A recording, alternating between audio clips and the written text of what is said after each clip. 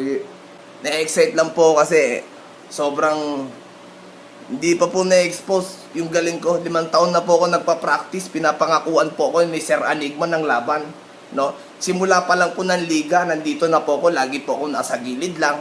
Sabi ko, Sir Anigma, lalaban na po ako. Sabi ko, teka muna, wag muna, handa ka na ba? Sabi ko, hindi pa nga eh. Ba't ka lalaban? Hindi ko po, gusto ko pang maipakita yung galing ko sa flip top.